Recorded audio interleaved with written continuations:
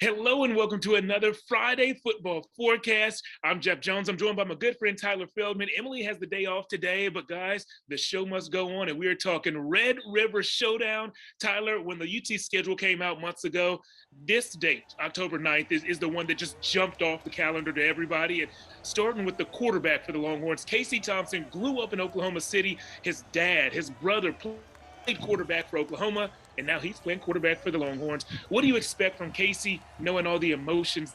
Casey all season long, Jeff, has shown that he can be calm, cool, that sort of player. He has a great idea of what his identity is, but this is a different game. It's a big game, a big rivalry game.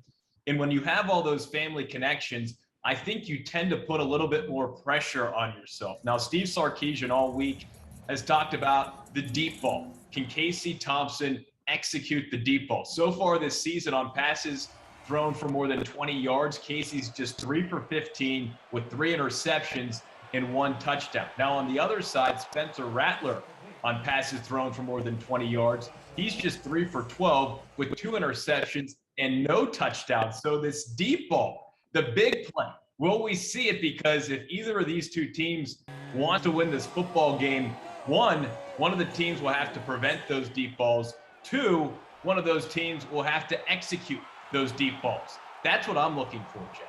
I do want to talk a little bit about Casey, though, and those emotions he'll be feeling. The pressure that he puts on himself in this game in particular will benefit him. And so I think the pressure leading into this matchup, knowing that all his family and friends back home are going to be watching him closely, will make him over-prepare, which will be a good on Saturday. Tyler, I answer your question about the big plays. I want you to answer this question for me and do it by finishing this sentence. Texas will pull off the upset over an undefeated Oklahoma if... Jeff, the easy answer is if Bijan Robinson does what Bijan Robinson does. The harder answer is if Texas can win the turnover battle. Steve Sarkisian talked about this yesterday. One of his keys to victory is winning the turnover battle. Now get this, Texas has won the turnover battle in 6 of the last 7 meetings, but that hasn't necessarily meant Texas has won the football game because Oklahoma has won 5 of the last 6 meetings. This time around, though, the Longhorns need to protect the football and they need to force some turnovers if they want any chance of beating an undefeated team who is ranked 6th in the country. Tyler, I want to give our Longhorns fans some more good news. Tell me you got a prediction they're going to like. Who's going to win this game and why? I don't have good news for Longhorns fans. Oh, no. Oklahoma is favored by 3.5.